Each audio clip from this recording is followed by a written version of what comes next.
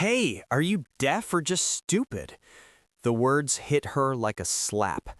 Nadia Walker froze in the middle of the executive hallway, the heavy thermal delivery bag pressing into her shoulders. The man in the expensive gray suit stared at her like she was an inconvenience, pointing sharply toward a glass conference room. The food was supposed to be here 10 minutes ago. Can't you people do anything right? Nadia felt her cheeks burn. At 28, she had learned how to swallow insults quietly. Rent didn't care about pride. But something about today felt different, heavier, charged with tension. "I'm sorry, sir," she said softly. "The service elevator." "I don't care," he snapped. "Leave it there and disappear." Disappear. She lowered her head and pushed open the conference room door. Inside, chaos ruled. A massive table was surrounded by frantic executives. Papers were scattered everywhere. A large screen glowed red with crashing graphs. Phones rang non-stop. At the center stood a tall blonde woman in heels, pacing like a storm. "I don't care if the translator is in the hospital," the woman shouted into her phone. "The Dubai call is in 15 minutes. If we lose this contract, this company is finished." Nadia recognized her instantly. Evelyn Grant, co-founder of Grant & Holloway Consulting. Her face was everywhere: magazines, billboards, business podcasts. A woman people feared and admired.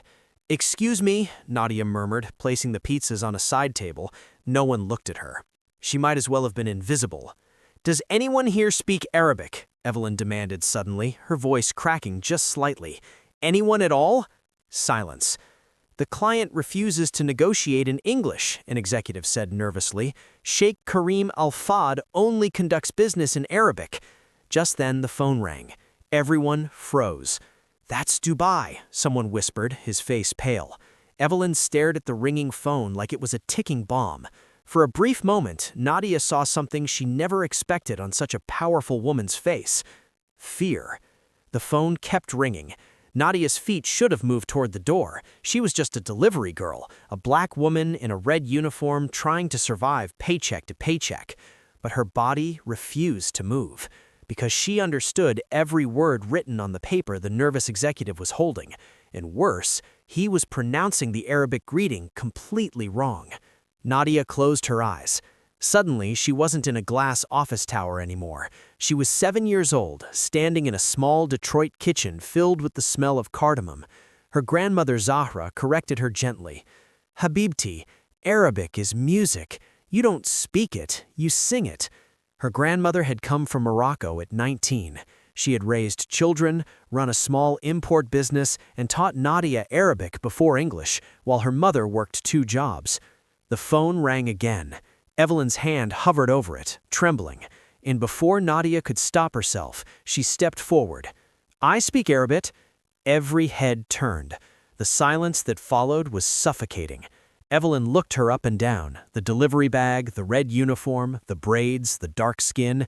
"You?" she said, disbelief dripping from her voice. "The delivery girl?" Nadia felt the sting, but her voice stayed steady. "My grandmother was Moroccan. Arabic is my first language." The phone rang again. Evelyn hesitated. Then, desperate, she made a decision. "Answer it."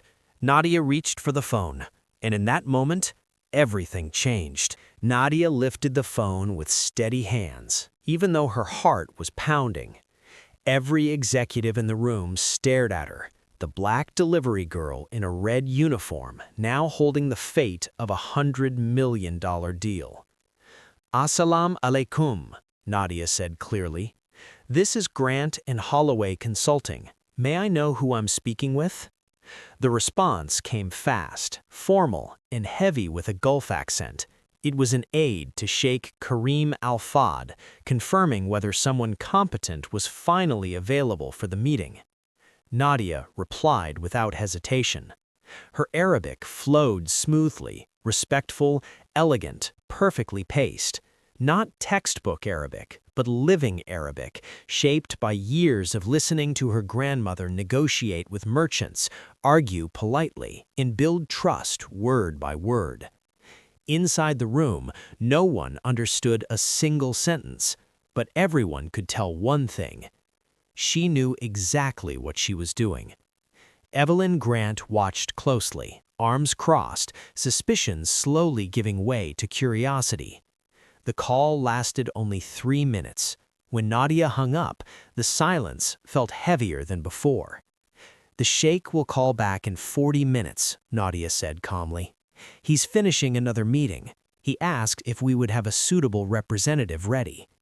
"And what did you tell him?" "That we would." A nervous laugh escaped one of the executives. "This is insane," he muttered. "We're really trusting a pizza delivery girl with an Arab billionaire?" Nadia felt anger rise, but she remembered her grandmother's voice. "Whoever shouts has already lost. Whoever speaks softly controls the room." "I won't negotiate, I'll translate. You negotiate, I'll be your voice." Evelyn studied her for a long moment. "What's your name?" "Nadia. Nadia Walker." An executive frowned. "That doesn't sound Arabic." "My mother is American. My father was African American. My grandmother was Moroccan," Nadia replied without blinking. "I'm what happens when 3 worlds meet." Evelyn nodded slowly. "You have 40 minutes, she said. "If I see hesitation or a single mistake, you're done." The test. They moved Nadia into a smaller room with 2 legal advisors. Contracts were thrown in front of her, dense pages filled with legal terms, deadlines, penalties.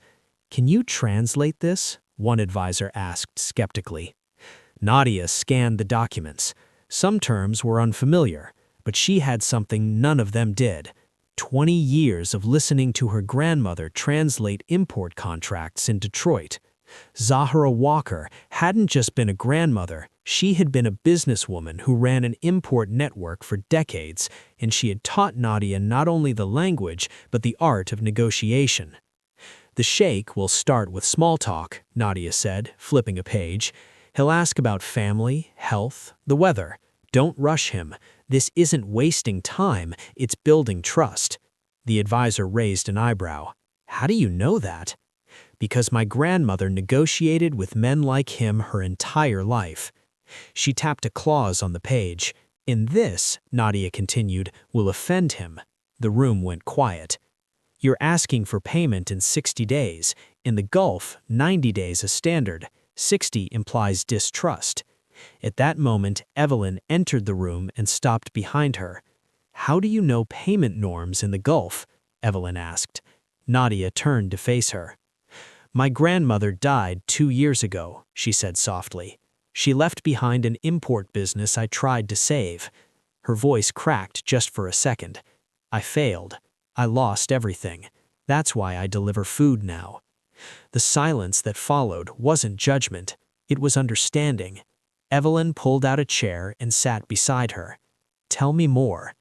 For the next 20 minutes, Nadia explained things no MBA ever taught. How interruptions were disrespectful, how tone mattered more than words, how a verbal promise could weigh more than a written clause. The executives scribbled notes furiously. "Why haven't you worked as a translator?" one asked. "You'd make a fortune." Nadia shrugged, smoothing her red uniform. "I tried. I sent resumes everywhere, but no degree means no interview." Her voice dropped. "Without the paper, I'm invisible." Evelyn opened her mouth to speak when the phone rang. Dubai was calling back. Evelyn looked at Nadia. "Ready?" Nadia thought of her grandmother's kitchen, the cardamom, the long nights of study, the years of being unseen. "I was born ready." The speakerphone clicked on. A deep, calm voice filled the room, measured, powerful, unmistakably authoritative. Sheikh Karim Al-Fahd began exactly as Nadia had predicted. He asked about Evelyn's health, her family, the weather in New York. Nadia translated every word with precision, keeping the respectful tone her grandmother had drilled into her since childhood. Evelyn followed Nadia's guidance perfectly, unhurried, polite, never interrupting. Around the table, executives barely breathed. 15 full minutes passed in light conversation. Some grew restless, but Nadia knew better. In their culture, business didn't begin between strangers, it began between people who trusted each other. Then the sheik's voice shifted. "Now," he said in Arabic, "let us discuss the contract. I have concerns." Nadia translated. The legal advisor slid forward. What followed was a delicate dance: deadlines, guarantees, delivery clauses. Nadia translated not just words, but intent. She softened phrases that would sound aggressive in Arabic. She added honor where English felt too blunt. Then came the payment clause. 60 days is unacceptable, the sheik said coldly. This suggests you doubt my word. Nadia translated. Evelyn went pale. We can adjust to 90 days, Evelyn said quickly. Nadia was about to translate when the sheik interrupted. Who is this translator? He asked in Arabic. Her voice, it feels familiar. Nadia's heart stopped. Evelyn leaned toward her. He's asking who you are. Nadia took a breath. My name is Nadia Walker, she said in Arabic. I'm only assisting temporarily. Silence. Then, Walker, the sheik repeated slowly. Are you from Detroit? Nadia felt the blood drain from her face. Yes, sir. Another pause. Are you the granddaughter of Zara El Hassan? The room seemed to shrink. Executives exchanged confused glances. Yes, Nadia whispered. She was my grandmother. The sheik exhaled deeply. Zara El Hassan saved my family 40 years ago.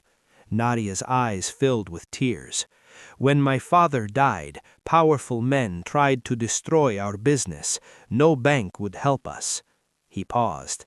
Except a Moroccan woman in Detroit. She gave us credit when no one else would.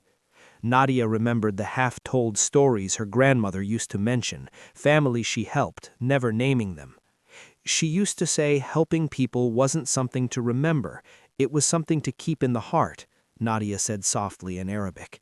He said that exact sentence to me. Evelyn touched Nadia's arm urgently. What's happening? Nadia couldn't speak.